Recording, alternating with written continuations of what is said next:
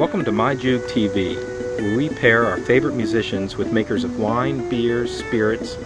Basically, if you can distill it, we'll discuss it. Today we are filming from scenic Tarara Winery, located just outside of Leesburg, Virginia. We are very fortunate to have Tarara's winemaker, Jordan Harris, join us, as well as a co-host for this episode, WAMU Bluegrass Country's Echo Prop. Besides crafting wine, Tarara also hosts a summer concert series, and somehow they scheduled one of this year's hottest acts, Cadillac Sky.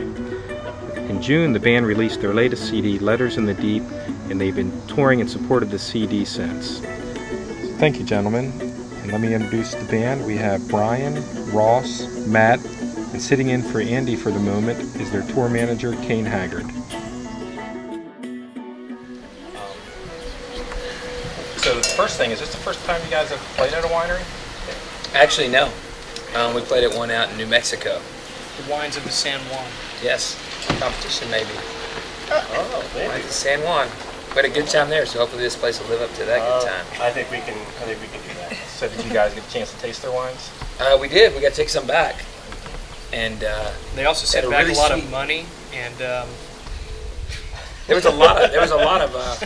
We'll I remember one guy back with some wine. One guy actually had a lot of the wine, and I think passed out around 4:38 p.m. He did. No, it was you. It wasn't him. It was you. I was like, "Where's Ross?" And they're like, "He's in the van." So I was like, "It's like 4:30." Good job, Ross. So how are you guys, what's your wine drinking experience? Are you guys novices? No, mine is very limited. For about 6 months, my wife told me it was good to drink red wine like once a day or something like that. So I did that once a day. I wrote some really great songs during that time period. But then, for some reason, we ran out and I didn't buy any more. Yeah. Matt, Ross, what about you two? I don't drink it very often, I guess, but I like it, and I guess I'm not something. My dad collects single malt scotches and wines. I don't know a lot, but he knows a lot. No, my dad knows a lot. I don't know a lot. But he always has really good wine at the house, so. Good thing is Ross will act like he knows a lot, so it'll be fine. He's what about you, actually Panda? introduced me to wine, Ross. Kind of a novice wine drinker. Panda, you're not a novice. I love wine. Yeah, our former guitar player used to call Panda Captain Merlot. Yeah, I hate it. Panda, that's not your personality. Well, why don't we get started learning a little bit of wine? So Jordan, why don't you tell us a little about Tarara and also include Loudoun County. Yeah, absolutely. Loudoun County, it's sort of a booming area that for the booming wine industry that's just coming out. I mean, we're up to 25 wineries. We were one of the original ones. We were the third one in the county, but we're really kind of trying to change our face a little bit as well. Yeah, trying to make ourselves new again after the 21 years that we've been going.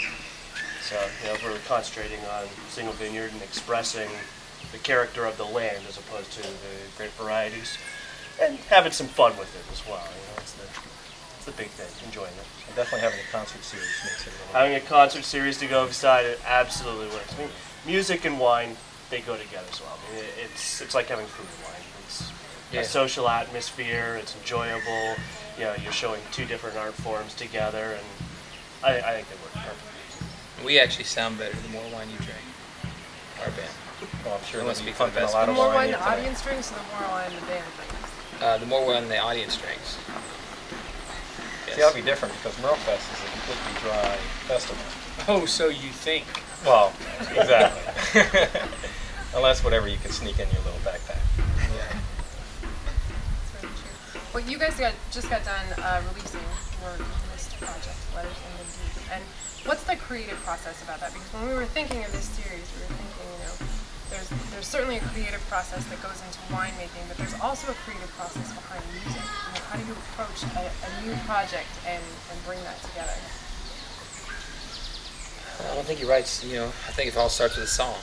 And so we all wrote material for the record and sort of spend some time with it, try to spend some time with it. We don't normally like to take, we did maybe did that on a couple songs on this record where we wrote them pretty close to where we actually went in the studio with them, but usually try to spend some time with the songs and try to get to know them a little bit better. and then have the band, start to everybody throws their 2 cents in on it. And, sometimes the songs can completely change, their whole personality, sort of. Like there's a couple songs of mine that I took to the band that I had a whole different feel for, but the other guys would do something to it and took it to another place. And, so I guess that's kind of it. We just try to make sure that there's, while arranging, producing it, there's like nobody's really wrong. That's what we try to do with this record. Like, try to flesh out everybody's ideas, even if we thought they were terrible at first. There are no bad ideas. There are no bad ideas. Just like there's no bad wine. Well, that's a lie. We actually have a saying, there's no bad wine, just bad water. So, but does everyone participate in the writing of the lyrics? No, well, not on this. No, not on this record. I don't think so. We did on the last record, but on this newest record, me and David wrote most of the lyrics, and or I guess we wrote all the lyrics, and then the guys supplied the music. But I mean, they tell their own story with their own instrumental lines, and we write the music with them, but they add so many colorful parts to it that it all kind of sort of comes together and sort of makes the song, say something that maybe it doesn't say lyrically. Oh, who's that? That's our sound guy. So actually, the sound guy. Yeah, the sound guy. The sound guy here. You sure you don't want to come join us? How did the sound turn out, Kane? Come on. Panda, come sit. This was a stunt double for Panda. So actually, that was tour manager, band manager Kane. Bill. And now we truly have Andy sitting here with us. Hey, So we Brian. have him with the trick chair there. There we go. So while Panda's getting comfortable, Jordan, you also have a process every year. A new set of grapes come in. You have to decide whether you're going to blend them, make them I mean, varietal. the beauty of it with winemaking is I kind of look at it and say, you spend an entire year trying to learn something so that next year we can forget it, particularly being here in Virginia. I mean, last year, it's raining all year. It was raining all year long last year, so I mean, winemaking is completely different from what it is this year. It's different fruit, so yeah, I mean, we have to create blends, and we have to try to take all the different parts and build something that is of great quality every single year, but they're always going to be different. At the same time, we want to get, especially now doing the single vineyard wines, we want to have some similarities that really show what that vineyard technically does. I mean, it's the concept of terroir for all the wine nerds that love the concept of terroir, which is just a sense of place in the bottle. Yeah, there's a lot of process, but it's much like a band. I mean, there's a great team of people that work together. I mean, our assistant winemaker, John. My wife was a sommelier also. She always puts her stamp of approval on before I can release anything ultimately. And we just taste through and make sure that we are happy with each of the wines. But yeah, it's a fun process, and you got one go at it each year. And you said that once you learn something, you forget it the next year. Yeah, 'cause it's irrelevant. Yeah. I mean, it's like wild. I mean, last year you're talking about grapes that in some cases were lighter, they're leaner style. I mean, there's nothing you can do about it. It's Mother Nature. If it's raining and cold, it affects the fruit completely differently than when it's screaming hot and dry. So this year, I mean, everything is so concentrated. Sugars are through the roof, which means we're going to have higher alcohols. It's a whole different process. So the way of how we have to make the wine is completely different. Now, is there a set methodology that you go through, though, year to year, to determine, okay, is this going to be a blend? Is this set of grapes going to be... Sure, but we gauge it really just based on, as the grapes come in, we watch the grape from each individual vineyard throughout the growing season. I make sure every vineyard that we deal with, I'm out there constantly. And we should have a good idea by the time harvest comes, but yeah.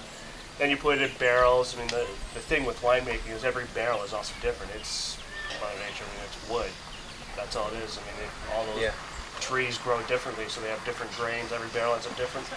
So, I mean, we do have to go through and figure out what the blends are. We have some ideas, but generally the ideas we have at the start of the year end up being completely different by the time they're in bottle. So how many different vineyards do you source from? We'll source from several different vineyards in a year, and sometimes we'll get new ones that come on